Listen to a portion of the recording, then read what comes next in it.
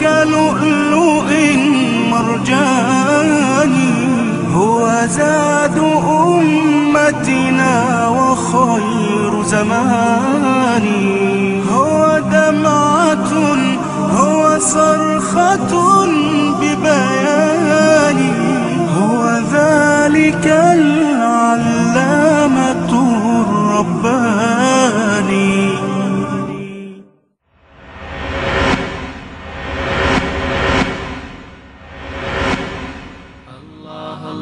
نجوم وفيها بريق اللجي، وتصدع للناس في كل حين، لتملأ كل رحاب الفضاء بنور الهداية. نجوم وفيها بريق اللجي، وتصدع للناس. أنا لو انتخب مثلا رئيس جمهورية ومترشح حازم، أنا حازم قولا واحدا. نحسبه على خير، ولم نقرأ عنه إلا خيرا، ولم نسمع عنه إلا خيرا، وأسأل الله تعالى أن يوفقه إلى كل خير. فمثله أهل لأن يترشح للرئاسة. هو أفضل الذين ظهروا على الساحة حتى الآن. إلى الآن أحسن الناس المترشحين هو الشيخ حازم. أنا أرشح حازم إسماعيل، مش أرشحه بس بل أدعمه. أنا أؤيد وبشدة فضيلة الشيخ حازم صلاح أبو إسماعيل. أفضل اسم تقدم للترشح للرئاسة إلى الآن هو الدكتور حازم صلاح أبو إسماعيل. عايزين نرشح حازم صلاح أبو إسماعيل. ينبغي أن نقف مع هذا الرجل. فضيلة الشيخ حازم صلاح أبو إسماعيل من نظن به أنه أهل لذلك. أفضلهم الدكتور حازم صلاح أبو إسماعيل. أنا بقول للدنيا كلها انتخبوا الشيخ حازم. أنا بقول للدنيا كلها انتخبوا الشيخ حازم صلاح أبو إسماعيل.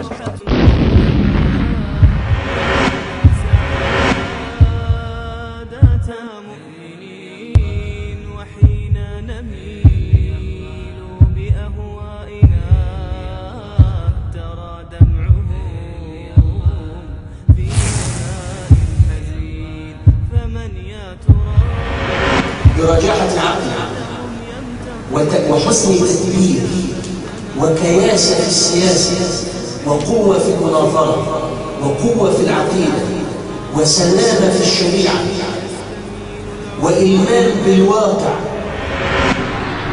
الواقع أنه رجل نحسبه من المخلصين ونظن به كل الخير، ولا شك أنه من أهل الفكر ومن أهل الثقافة ومن أهل السياسة.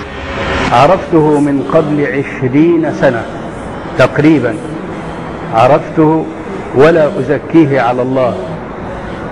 درس السيرة النبوية دراسة واعية، وعرفها معرفة كاملة شاملة، عاشها اعتقادا وعملا وعبادة وسلوكا وأدبا وخلقا، عاشها سياسة وتربية، ولا أزكيه على الله والله تعالى حسيبه.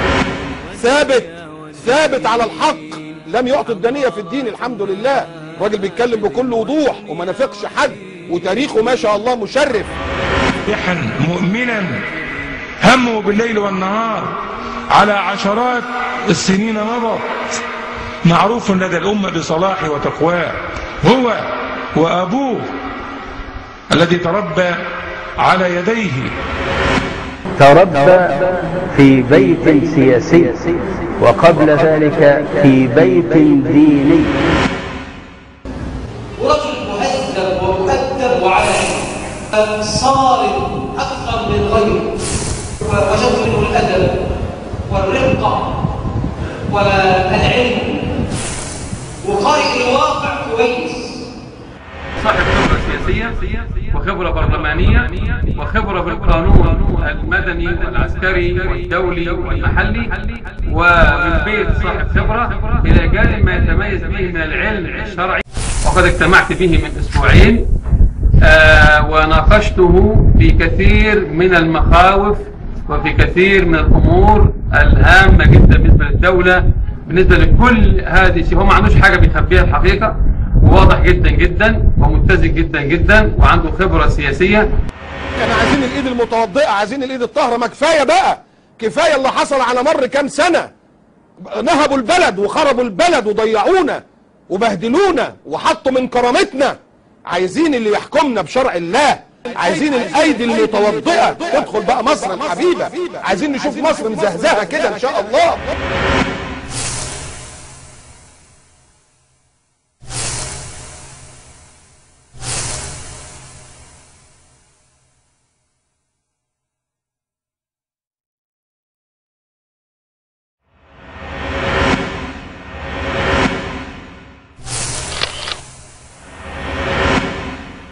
مستمتع بالاستاذ حازم ابو اسماعيل، يعني لانه النهارده بيعكس لنا وجه محترم ومشرف جدا للرجل السياسي والداعيه الاسلامي اللي احنا محتاجين ان هو يكون هو الواجهه خلال المرحله المقبله، لان كلامه وفكره رائع جدا وبيعبر عن الروح الحقيقيه للاسلام. واحنا دايما بنقول ان احنا كلنا سلف، يعني احنا كلنا بنقتدي بالسلف الصالح طول الوقت. وعايز اقول انه الاسلام كما قال هو اسلام ودين دولة، ولا يتعارض على الاطلاق مع المدنية ومع الحكم المدني على الاطلاق. وسعيد جدا وانا بشوف الفيديو اللي حضرتك عرضته دلوقتي انه الاستاذ حازم كعادته، لان هو ثوري اساسا، واحنا كنا متابعين صولاته وجولاته في دائره الدقي وما كان يحدث معه من تزوير ولاراده الناخبين واراده الدائره بالكامل.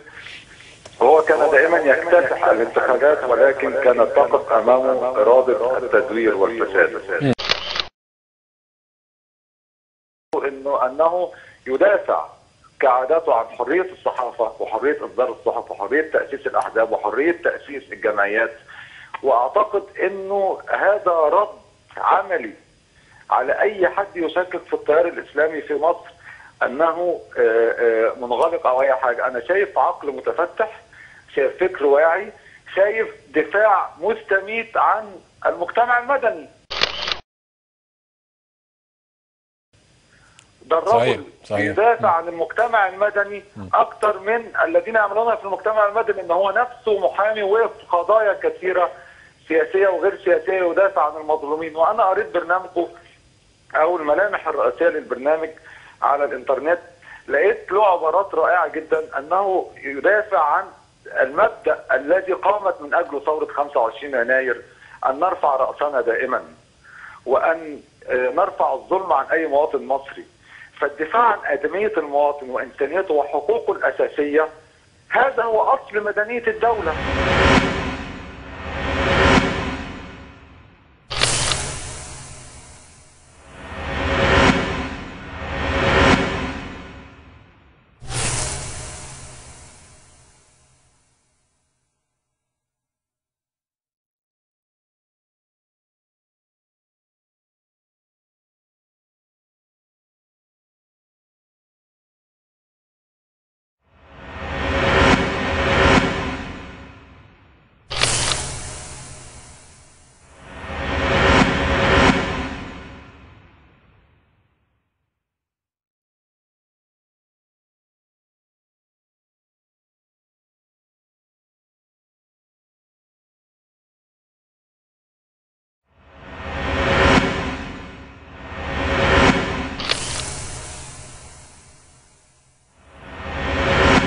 يعني وسعت لنا من صدرك، ويعني قدمت لنا من أفكارك صورة يعني كبيرة. أنا أعترف والله أنا يعني كان الفكرة شوية مختلفة، وأنا تعلمت الكثير في هذه الحلقة.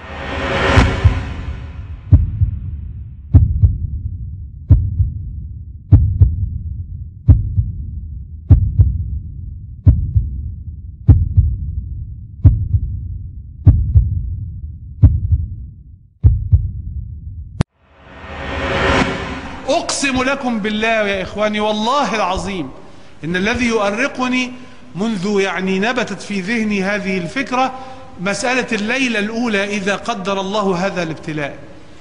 الليلة الأولى حجم ما سيقع فيها من الذنوب من الأحمال على الأكتاف رهيب.